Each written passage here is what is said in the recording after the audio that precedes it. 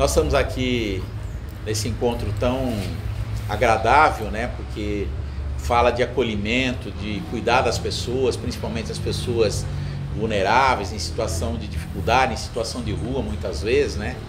Com o Padre Carlos. E a gente queria iniciar que o Padre Carlos falasse um pouco da Caritas, que faz essa obra grandiosa por todos os lugares, né? E o que a Caritas de Catanduva abraça em termos de projetos. A Caritas, ela é uma organização preocupada da sociedade civil, né? Preocupada com as pessoas, com o cuidado das pessoas. Então ela existe em nível internacional, nacional e também regional e municipal. Aqui no nosso caso, nós temos a Caritas Diocesana de Catanduva, que procura dar atenção de maneira muito especial às pessoas que estão na margem da sociedade, né? Na exclusão social, precisando de auxílio, precisando de acolhimento, precisando de cuidado. O público são as pessoas em geral vulneráveis ou existe um público específico? É um público geral, porém, nós hoje aqui em Catanduva temos um olhar muito voltado para as pessoas que estão em situação de rua e também por aquelas pessoas que estão vivendo a dependência química, o alcoolismo. Também apoiamos, né, as pessoas idosas que precisam do acolhimento, famílias que passam por algumas necessidades, por exemplo, de falta de habitação, enfim. Essa comunidade terapêutica que nós estamos tem o seu acolhimento. Depois nós temos a Unidade da República também, que faz um outro trabalho que é reintegração social. Sim. E aí nós temos, além disso, sobre o guarda-chuva da Caritas, vamos dizer assim, quais outras organizações? Então, aqui em Catanduva, nós temos a comunidade terapêutica que cuida dos dependentes químicos e alcoólatras. Temos a República, que é um pós-tratamento, onde nós acolhemos as pessoas que passaram pela comunidade terapêutica ou não, mas que estão em situação de vulnerabilidade social, precisando de um acolhimento para dar continuidade à vida. Aí nós temos a República, onde nós acolhemos até 10 pessoas.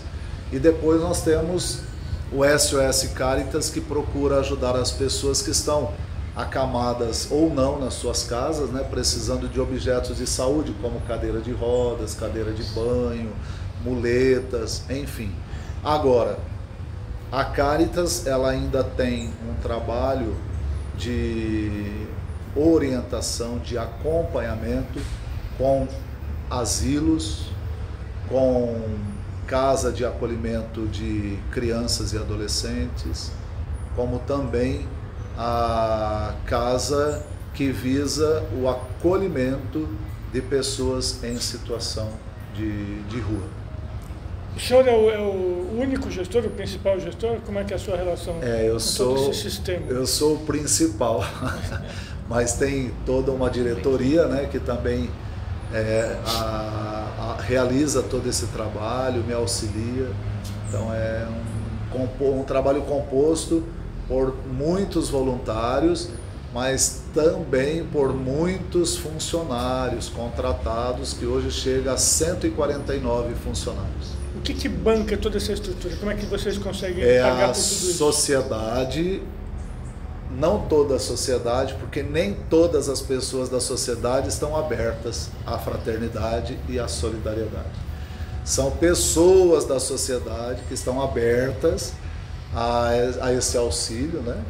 Mas também nós temos parcerias com o governo municipal, o governo estadual e governo federal, que ainda não corresponde à totalidade dos gastos. Por isso é que nós precisamos, né, também encontrar essas pessoas da sociedade com o coração aberto, disposto a ajudar. E as pessoas podem vir conhecer a instituição? Como funciona isso? Sempre, todos os dias nós estamos aí com as portas abertas para receber as pessoas que queiram nos conhecer melhor sobre aquilo que nós fazemos, sobre o cuidado que nós temos com as pessoas, né, que estão na marginalização, na exclusão social. muitas dessas pessoas acabam sendo muito discriminadas na sociedade, né? Quando vocês fazem a inversão e começam a aproximar, trazer e acolher, mesmo diante das dificuldades que alguns não aceitam, começam, chegam aqui, mas depois eles não se enquadram, eles voltam para a rua, tem essa liberdade, logicamente, mas no geral a gente vê que há um resultado que muitos conseguem evoluir e fazendo uma nova trajetória na vida, tendo uma perspectiva mínima de alcançar um caminho, de trilhar uma vida nova na sua condição, né? Hoje, todo o trabalho que a Caritas faz envolve 4 associações. Nessas 4 associações, nós temos contratados 149 funcionários, e muitos deles que passaram pelo tratamento da dependência química, que nós acolhemos, tratamos, cuidamos, orientamos, e hoje são nossos funcionários. Então hoje a Caritas, com todo o seu trabalho aqui em Catanduva, em Novo Horizonte, nós temos praticamente acolhido diariamente 250 pessoas. E nesse ponto que você coloca, eu acho interessante mostrar para todos, famílias que às vezes vivem esse drama de uma pessoa que é alcoólatra ou da drogadição, esse drama da família, muitas vezes sem esperança, né? Porque tem gente que fala assim, ó, não tem jeito, não tem volta. E a gente vê que pelas indicações, pelo relato, algumas pessoas até se inseriram no mercado de trabalho e reformularam a sua vida. Então, esse olhar de esperança, de possibilidade, que a gente gostaria que você comentasse. Eu gostaria de fazer uma observação, ao meu ver, muito importante. Por exemplo, quando se percebe que uma pessoa está com câncer, o que se faz com essa pessoa? Encaminha essa pessoa para um hospital. E ela começa a ser acolhida, orientada, tratada, porém, isso não significa que ela será curada. O trabalho que nós fazemos com os dependentes químicos, com as pessoas que estão em situação de rua, é a mesmíssima coisa. Nós acolhemos a pessoa, damos oportunidade a esta pessoa. Agora, se ela vai alcançar o êxito, se ela vai alcançar a vida nova, não sabemos. É um excelente exemplo. O que cabe para nós é acolher a pessoa, é cuidar da pessoa. Né? Quem está com câncer não é cuidado. Isso não significa que aquele que está com câncer será curado, mas é cuidado. Para ele é dado atenção, não é? Para a pessoa que está em situação de rua, para o dependente químico, é a mesma coisa. Sabe que nós procuramos cuidar. O verbo que define a medicina não é o curar, é o cuidar. É o cuidar, é o cuidar. Então nós, Caritas Diocesana de Catanduva, nós existimos para quê? Para acolher as pessoas, para cuidar das pessoas e ressocializá-las. Agora, isso não cabe somente a nós, cabe à pessoa, né? Há vários fatores, mas o nosso objetivo, o nosso grande objetivo é esse, é cuidar das pessoas, e de maneira especial daquelas que a sociedade já rejeitou, daquelas que a sociedade já não acredita mais. Por exemplo, quando nós há pouco tempo tivemos que mudar de local para continuar acolhendo os dependentes químicos, os alcoólatras, os vizinhos disseram não, aqui não, como se fossem leprosos naquele tempo antigo, quando não existia cura, que tinham que ser mandados para fora das cidades, em vilas, né, separadas, condenadas, e a sociedade continua do mesmo jeito, né? Se você disser assim, olha, naquele bairro será colocada uma comunidade terapêutica, pode ter certeza que ali vai ter um abaixo-assinado para que os alcoólatras, dependentes químicos, pessoas em situação de ruas não sejam acolhidas naquele lugar. Nós precisamos romper com esses preconceitos, é um trabalho desafiador, e eu queria chamar a atenção num outro ponto que eu acho que vale a pena o padre comentar pela vivência, né? Quando a pessoa está no alcoolismo, na drogadição, nessa situação dramática, muitas vezes a própria família ou os amigos condenam e rotulam, é um vagabundo, é um sem vergonha, tal. E não tem o olhar de que isso é uma enfermidade, é uma coisa que adoece a pessoa, e ela precisa ter, né, esse olhar especial de tratamento, de acolhimento, de encaminhamento, para ver se ela consegue reposicionar a sua condição, né? E é a oportunidade que às vezes ela precisa para fazer essa mudança. A própria Organização Mundial de Saúde já tem esse problema como uma doença que foi instalada na vida daquela pessoa. Agora, esse público, né, o morador de rua, o dependente químico, ele é muitas vezes e por muitas pessoas são tratados como casos que não têm mais jeito. E isso é uma mentira, porque no acolhimento que nós fazemos a essas pessoas, nós vemos recuperação de vidas, nós vemos transformação de vidas, e não só de vidas, como de famílias. Então é um investimento que nós fazemos com a pessoa humana, e é um investimento maravilhoso que muito agrada o coração de Deus, né? Aí a gente se lembra de Jesus, que disse: eu vim para que todos tenham vida e a tenham em abundância, né? Então nós estamos aqui, nós Cáritas, nós lutamos pela vida, nós defendemos a vida, nós promovemos a vida, e a vida daqueles que muitas vezes já estão sendo desacreditados e condenados, né, à morte, à exclusão social, enfim.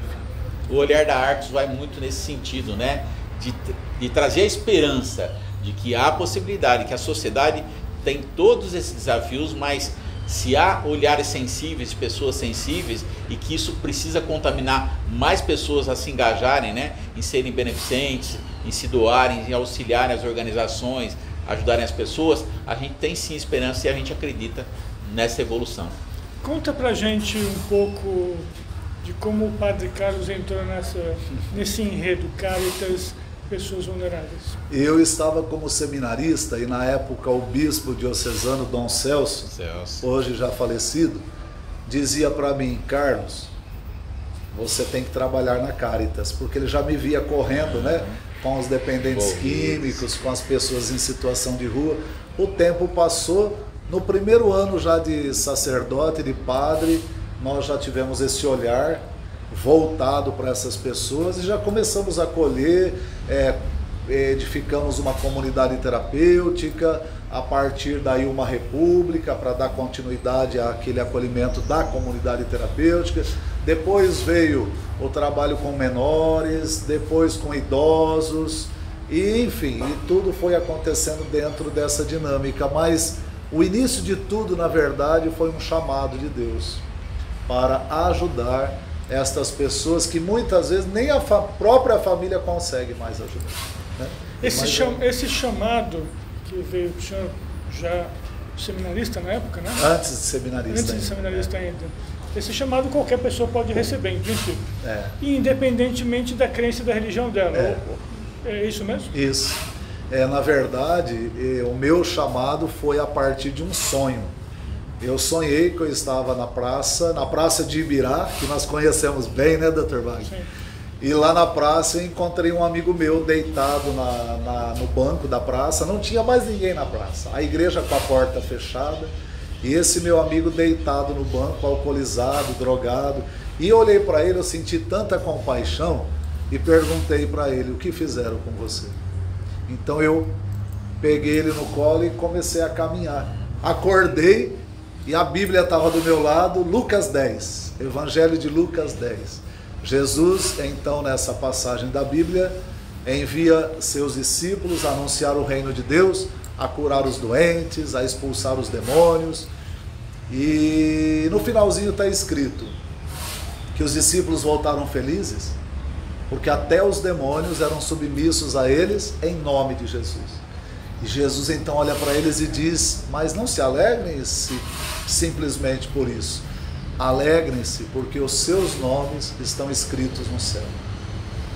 A partir daí eu me compreendi, chamado por Deus, né, a ajudar as pessoas, sabendo que essa prática da caridade faz com que o nosso nome esteja escrito no céu. Então, a partir daí não teve mais parada. Na sociedade a gente enfrenta muitas dificuldades, a gente estava conversando um pouco aqui, que às vezes o sistema como ele existe, como ele se reproduz, as estruturas burocráticas como elas existem, às vezes são um grande empecilho para a gente conseguir avançar no trabalho social. Ainda a despeito de todas essas dificuldades, e ainda considerando que a cura não é garantida, ainda assim, tem valido a pena? Valeu a pena? Continua valendo a pena para o senhor? Sabe por que vale a pena? Porque nós estamos fazendo a vontade de Deus. E nós só podemos ser felizes fazendo a vontade de Deus. Tem uma outra passagem no Evangelho que Jesus fala sobre a parábola do semeador. Que o semeador saiu a semear. E algumas sementes caíram aqui, outras ali, outras lá. Algumas caíram nas pedras, nos espinhos, à beira do caminho, mas teve aquelas sementes que caíram na terra boa. Então essa passagem do Evangelho sempre me motiva e me ajuda a compreender que o nosso papel é esse, é semear o bem, é lançar o bem, é semear a palavra de Deus para que a vida das pessoas sejam transformadas. E sempre tem as sementes que brotam. Tem muitas que não brotam, mas tem outras que brotam, isso é maravilhoso. Acaba compensando. E acaba o despertar compensando. da compaixão, você falou muito bem, né? Isso, é. Quando você olhou no sonho e você teve aquela compaixão, isso mexe com a gente, porque nós não somos nada além um dos outros, né? Somos todos iguais, todos irmãos, mas nós somos instrumentos. Então, quando a gente é tocado a fazer esse movimento, a gente vai se motivando e vendo que pessoas estão se engajando e procurando fazer o melhor. E outra, Jesus disse, existe mais alegria em dar do que em receber. Né? Jesus nos fala que o que ajuda o ser humano de fato a ser humano e a ser feliz é sair de si para ir ao encontro dos outros. Essa é a maior felicidade. Então, o ser humano, quando eu encontro pessoas depressivas, tristes, eu falo, para com isso, vai ajudar os outros, que você vai sarar, que você vai ficar curada. É terapêutico. É terapêutico, é terapêutico. Então, essa é a essência da vida, né? Fazer o bem. Fazer o bem, faz bem. Nesse contexto todo, o senhor poderia dar o seu testemunho sobre a sua visão da Arcos? O senhor participou mais diretamente desde o comecinho, inclusive a campanha Desafio de Natal foi uma ideia sua, que vem se reproduzindo aí há 6 anos já. Conta pra gente qual que é o seu ponto de vista, como é que o senhor vê a Arcos? Bom, o trabalho da Arcos é um trabalho em rede, que é um grande milagre, porque acaba fazendo com que as entidades que estão aí na luta, no dia a dia, né, pela causa social, se agreguem, né?